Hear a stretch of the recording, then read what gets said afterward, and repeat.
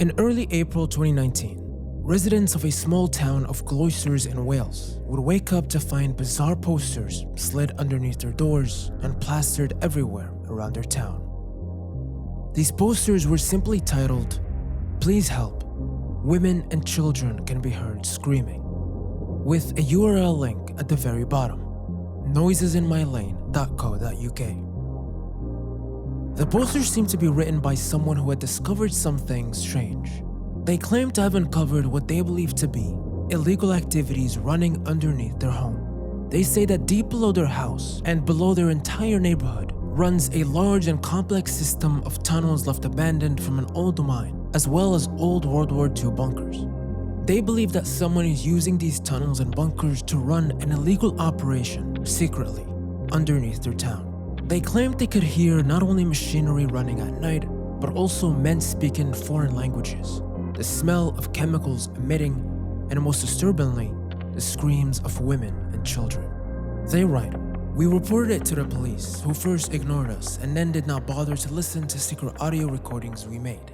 The recordings were made secretly in a 1.5 meter shaft tunneled into the side of our basement." By following the link to learn more, we are met by a simple webpage explaining the situation further.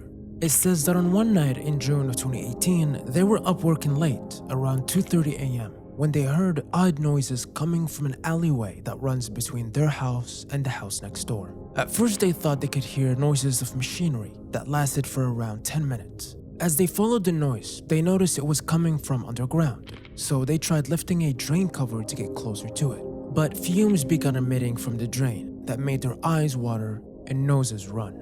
They listened for another 30 minutes before they stopped. Now, the owner of the house found this odd, as not only has this never happened before in all the years they lived in that home, but it was also taking place very late within the night, almost like whatever was happening was done purposely in secret.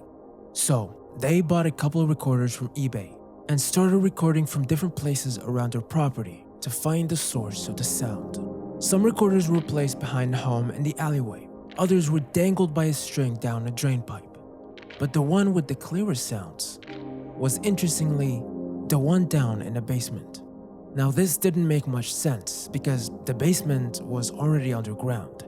How could the screams be coming from even further below? So they dug the deep hole to get closer to the sound. Dropped a recorder and waited for the night. On the website, we can find a picture of this hole. Now, the website has audio clips listed up to listen to, but it's been so long that this domain has long been discontinued. And since we only have an archived version of the page, we can't access these audio clips, for now. So, by this point, we know nothing about who this anonymous person is. We don't know where this house is even at, and we don't have access to the audio files. The only extra info we can find is on their Contact Me page. We learn that the author goes by the pseudonym of Van Foggy, and we see a picture taken from inside what looks like an RV van. You can even see the printed poster on the counter. But the mystery doesn't end here. Around June of 2019, a new set of flyers would be posted all over the Gloucestershire area of the UK. This one read a bit different, but it was undoubtedly from the same person. The women and children that could be heard crying and screaming underneath our basement floor in Ammanford, South Wales, need your help. The recordings are real, and some of them are harrowing. We have made the screams into a series of short recordings around 20 seconds each. The complete 4-hour audio recordings of the screams we're taken from are also represented on our website, so you can understand the full context if you want. vanfoggy.co.uk. At the very bottom it reads, "If you search Google for Alan Tate Ammanford, you will see the latest development, including our interviews." Now, it's important to note that currently this website is also down, but it doesn't matter because now we have a name and a location: Alan Tate and Ammanford, Wales.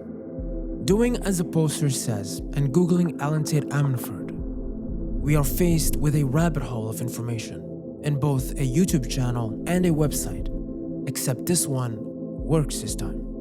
AmmanfordScreams.co.uk, which directs us to an even newer version atlas.acu. The good thing is, we have an address now.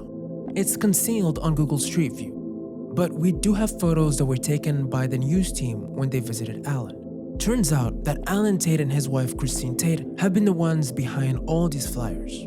They write that once they realized what was taking place underneath their home, they couldn't stand staying in there for another night, forcing them to move their entire residency into their camper van, where they've been living in since 2018. They've occasionally went back into their home to record more audio and drill more holes, but they've basically been on the road ever since. And even though they've already reached out to the news, their story didn't really do much to help their situation. They still claim that the police isn't doing anything to help. So the couple decided to take the matters into their own hands, started driving around the area, distributing posters in every town they visit to get the word out. By the time I'm making this video, Alan had about 30 hours of audio recorded up on his channel. Now, I'm gonna let you listen to some of these recordings that were handpicked by Alan Tate himself. Alongside them will be the description given by Alan of what these sounds are or what they mean.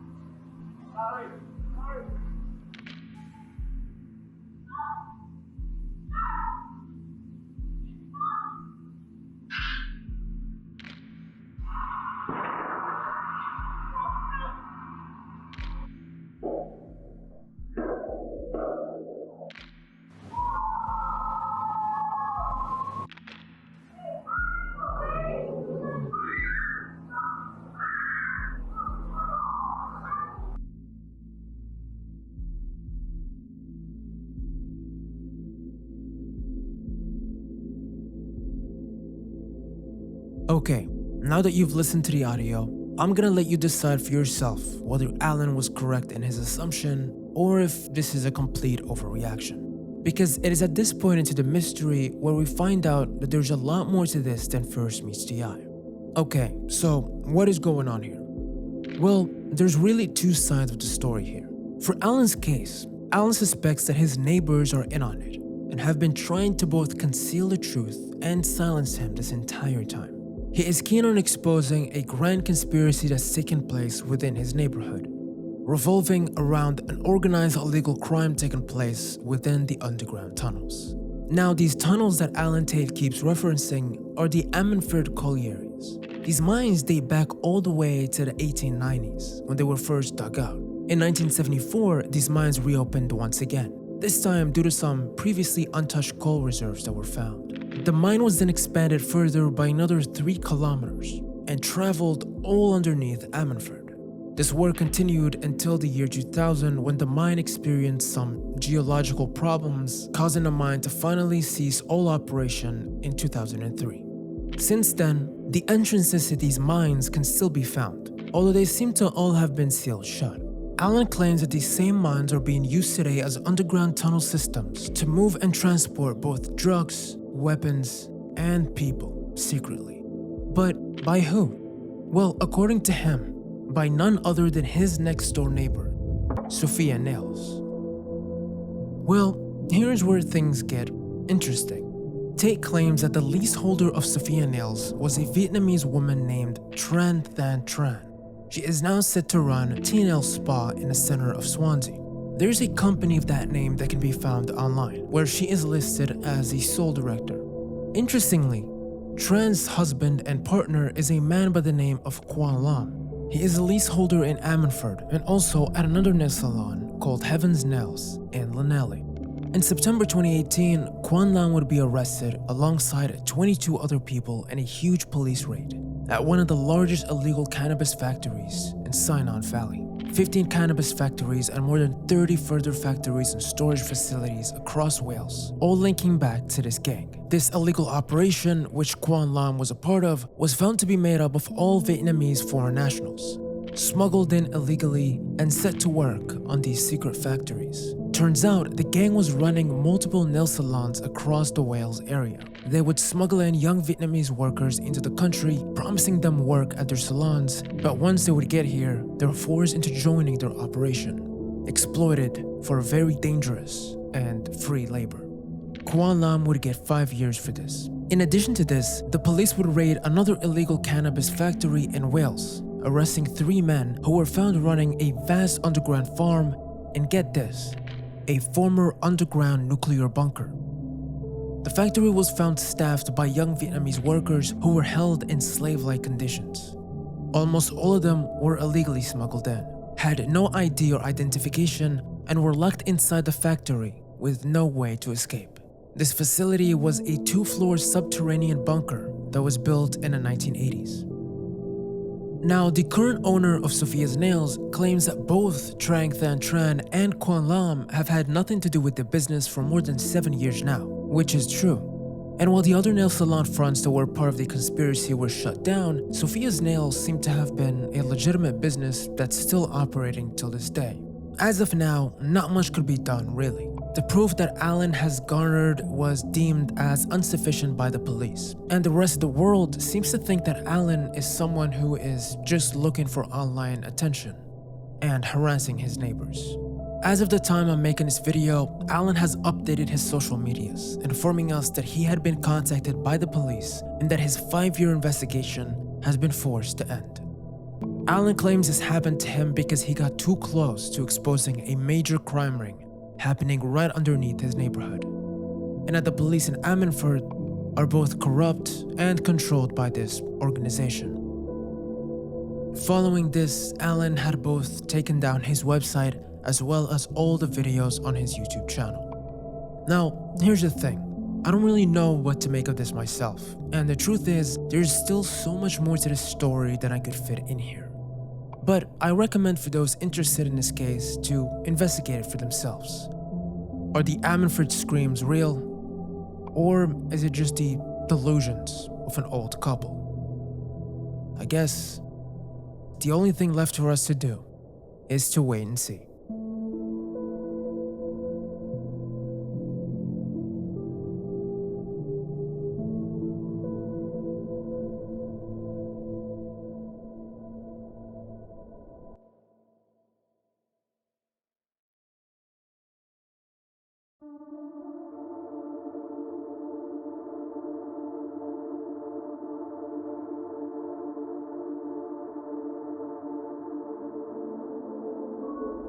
This is Bob.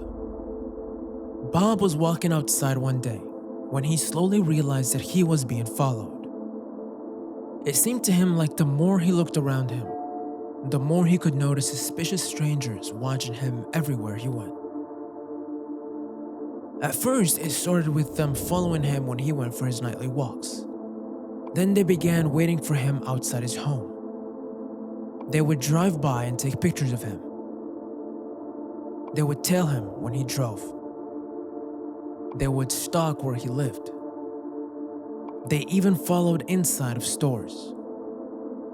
They followed him everywhere. They hid cameras around the places he stayed. And even when he tried to go to sleep, they found ways to mess with him within the comforts of his own home. Now, obviously Bob isn't a real person, but this situation is.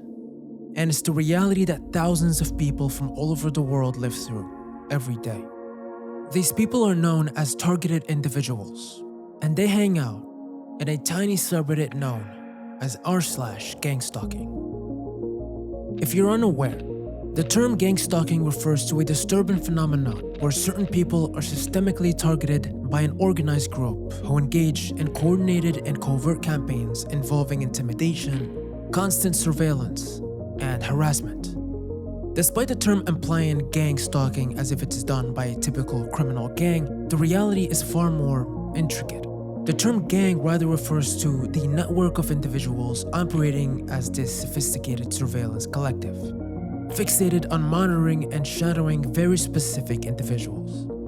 This group could either be part of a government agency, intelligence groups, or law enforcement, or could be connected to corporate entities, private interest, or malicious individuals with enough resources.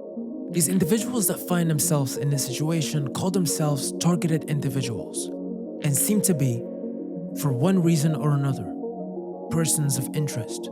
r/gang stalking is one of the few places where these targets come together and talk about their experiences. And browsing this subreddit is among one of the most surreal and unsettling experiences one can have online. With posts like, "They continue to shock me in the head while trying to sleep. Causing headaches, they shock me violently in the head. I stay inside, and yet when I do eventually go out, I see the same people.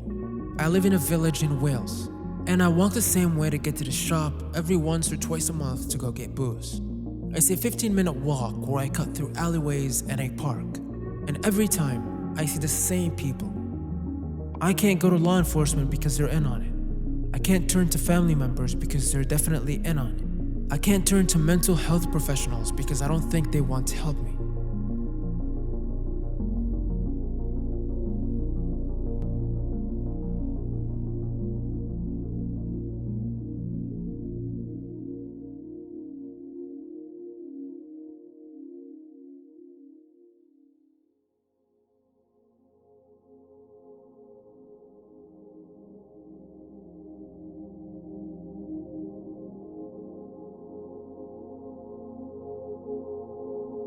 No one knows why or how these targets are chosen.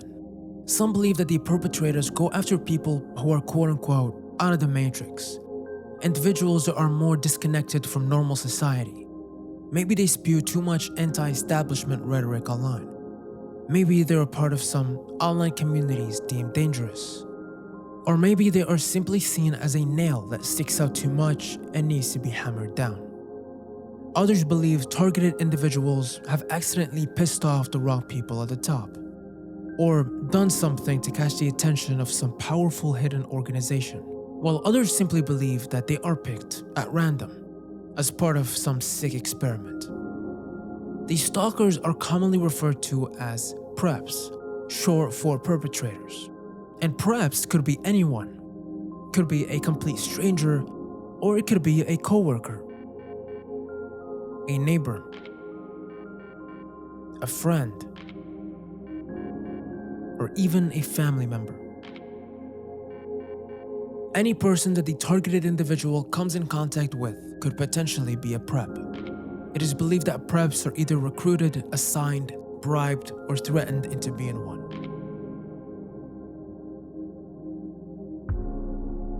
According to these targeted individuals, the police are useless in being able to stop this.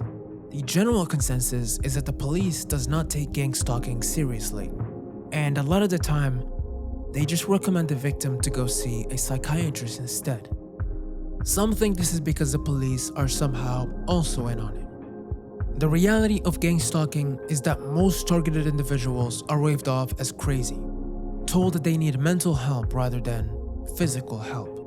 All this accumulates in a lack of trust of everyone around them, not being able to tell who is a genuine person and who isn't, causing the target to start questioning their own friends and family. You can find posts online like, "I'm in this awkward place with my family where they know I know, but they are smiling in my face and acting innocent while still plotting behind my back. I realize they're not willing to just stop plotting. Whenever I catch them in the act, they love bomb me for a couple of days and act really kind, generous, thoughtful, only to go right back to plotting when they think my guard is down. I think they're afraid of getting exposed or getting in trouble." But how is this possible, technically speaking? Well, according to gangstalkingexplained.org, one way these organizations keep track of their targets is through already existing technologies. It is believed that most gang stalkers communicate with each other through some sort of app that tells them locations of their targets, gives them access to hidden cameras, and allows them to coordinate with one another. Using something like Stingray, which is widely used by the police to track individuals, It's a tracking tool that acts as an intermediary between the phone and a cell tower. Gang stalking victims will often recount how their stalkers constantly mess with them. They use terms like brightened, noise campaigns, street theater, or mobbing. These terms are used to describe the various tactics and methods they believe their stalkers are employing. Here are a few definitions of these terms or techniques that you might often see referred to or used by the gang stalking community. Brightening or illumination of target. This mainly happens during the night, but it's basically when a target randomly gets illuminated by a bright light around them. Sometimes this is used with existing lighting from the environment, such as a light pole suddenly turning on when passing under. Or other times it's more targeted, like a vehicle will position itself in front of the target and flash them with headlights. This is done as a subtle way to mess with the target's head and make them feel exposed. Color coordination. Surveillance teams will sometimes use color coordination as a subtle way to hint at a target, such as, for example, having all red or white cars around the victim, or wearing the same colored item of clothing around the target. Vehicular stalking. Perpetrated on targets which could either be covert or overt. Examples of this is a car moving past a subject slowly, cars making odd movements around the target to keep a line of sight, or parking in odd places. This could also translate to when the target is on the road. Multiple vehicles could suddenly pull up around the target, blocking their way or harassing them with their headlights. Noise campaigns. This could be any type of loud or consistent noise that disrupts the peace, sleep, or overall well-being of a target. This is usually done by blasting loud music, banging or construction noises, honking cars, or very faint and constant high-pitched frequencies blasted towards a target. Street theater is basically when a hidden group of stalkers around a target engage in fake scenarios or acted out scenes to fool the victim.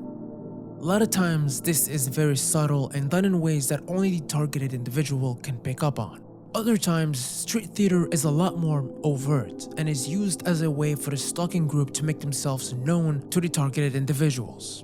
Ways they do this include stuff like unnecessary and uncontrollable laughter around the target for no reason, heckling the target outside or inside of stores, or just randomly staring at the target for prolonged periods of time. This is done to instill fear and give the target the uncanny realization that the people around them aren't randoms but are all in on it, letting them know that there is truly no escape. This could also be referred to as mobbing. And a final step in harassment is voice to skull, or V2K. This one is the most controversial of the bunch. This is said to be a technology used by the government to transmit voices or sounds directly into a person's mind. Targets who are affected by this claim to hear voices harassing them and ideas being planted into their minds that aren't theirs. This could either be done through a chip implant into a target or through radio waves beamed into a target's head.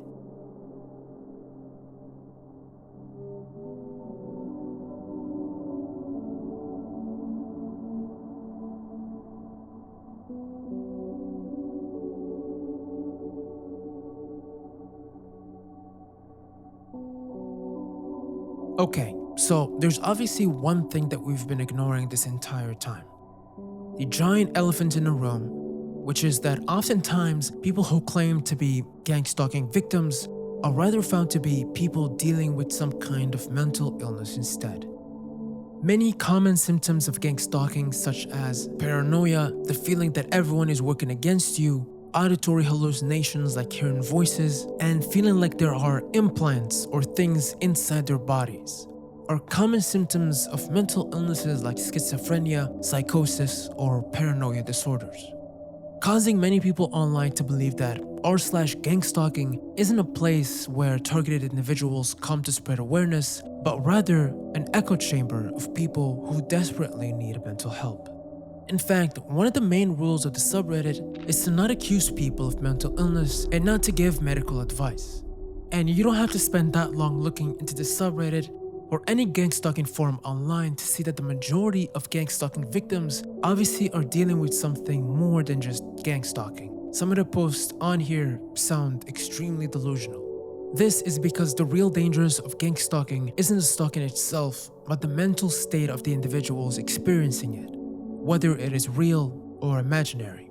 This is because gang stalking is such an odd and unknown field that not many studies have been done on these targeted individuals to fully understand and grasp what is going on here. So, what does this mean? Well, whether it is a real phenomenon or not, we know that the side effects of it are real. The slow and tedious breakdown of a person mentally, the prolonged torture that would make anyone feel like everyone is out to get them, and the isolation one feels when their life is destroyed in front of them without any ability to stop it. I guess for me, the most unnerving thought that comes to my mind is that, statistically speaking, out of all the gang stalking cases out there, how many of them are actually real? It is entirely possible that even if most cases are just symptoms of schizophrenia or paranoia, that there should still be a few cases out there that are actually happening. And if you woke up one day, found yourself being gang stalked, and reached out for help, would anyone even believe you?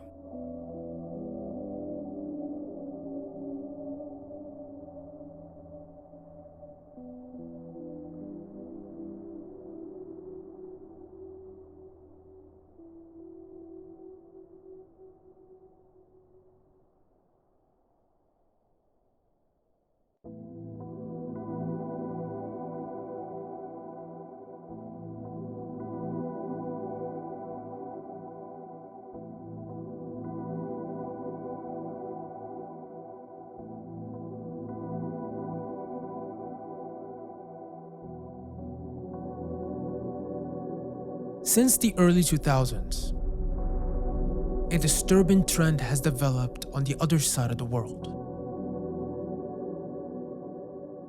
Within small Japanese internet communities, something called has been taking the lives of many each year. It's a concerning trend that emerged among the younger generations in Japan as a way for the most vulnerable to connect to others who are dealing with similar mental health issues, for them to meet up in real life and together. Many believe this trend was mainly born due to the taboo nature of such topics in Japanese culture. The anonymity and freedom people find over the internet made it easy for many to open up to faceless strangers online rather than to their closest friends or family. These online communities could be found anywhere where they were allowed. One of these platforms was Twitter. And one of these profiles that seemed to be a hub for such a topic was a page by the name of Hanging Pro. It was an account that would frequently post about things related to the community. He would make posts like, "People are bullied all the time at school and work, and when you can't handle the places you go every day, and the people there, that'll push you further and further mentally. I want to help these people."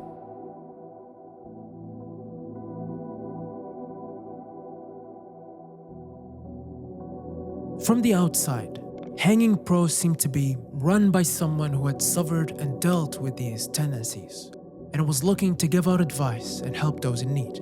But as dark and disturbing as the page might seem to be on the outside, the true purpose of it was much worse than anyone could have guessed. This page was ran by a Takahiro Shiraishi. To anyone else who knew him in real life, Takahiro was a strange fellow. Around this time, he found himself working in Kabukicho, the entertainment district of Tokyo, a place also known for its underground red light district.